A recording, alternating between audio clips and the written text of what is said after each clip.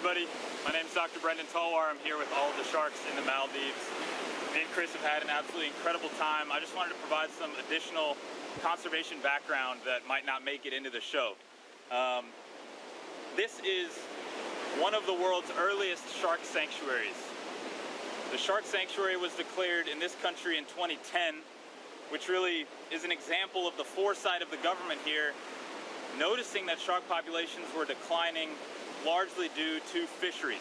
The Indian Ocean is a place of extreme threat to sharks and rays, particularly those that are moving across jurisdictions between one country and the next into international waters where they can be affected by the large-scale tuna fleets in particular, and then back into national territories where there may be protected, there may be small-scale fishing, there may be drift gill netting, there may be intensive longlining. And so for all of these reasons, the Maldives declared its national waters a shark sanctuary in 2010 to make sure that sharks had a place of refuge here. So even the species that migrate long distances can come here and take a bit of a break from the threat of fishing. They followed that up in 2014 by declaring this a safe place for rays. Took it a step further in 2019 by banning longline gears and drift gill nets. And so the Maldives now offers one of the safest places, at least on paper, for sharks and rays throughout all of the world.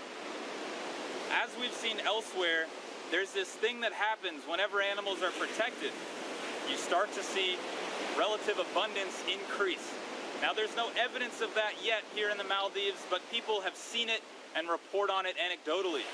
We're seeing this in Florida, we're seeing this in the Bahamas. It's this issue where you have a shifting baseline. You're used to seeing a certain number of sharks popping up and stealing your catch when you're fishing.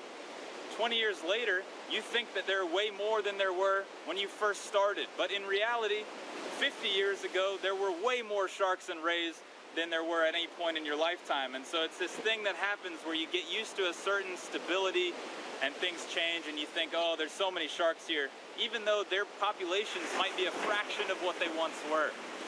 And because of that, there's this issue called depredation, where then fishermen start to see sharks coming up and stealing their fish more than maybe they did 10 years ago.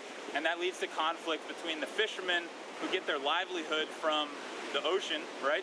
And also the local dive ecotourism community that gets their livelihood from non-extractive use of sharks and rays, particularly here in the Maldives. And so I'll give you a few examples of how there's this push and pull.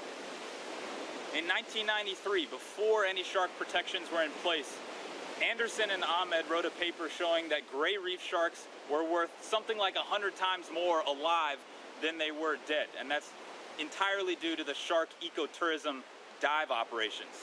They followed that up, and co-authors followed that up about 10, 20 years later, showing that whale sharks and manta rays bring in something like $10 million just to specific islands in a single year. And so you can imagine now in 2024, these animals are bringing in millions and millions of dollars related to shark diving here in the Maldives. People want to swim with sharks, people want to dive with sharks, and they'll pay a lot of money for it. And that's generating a ton of revenue for the economy. It's creating jobs. This island, Fuvahmulah, has created a ton of jobs in the dive tourism industry, in the customer service and hospitality industries. It has really led to an economic boom. Now, where are we at? The Maldives sits at this juncture in time where, all right, it seems that lots of sharks and rays are protected, at least here. That's great. It's obviously fueled this economic boom from the shark diving tourism operations and all of the local economies that revolve around that.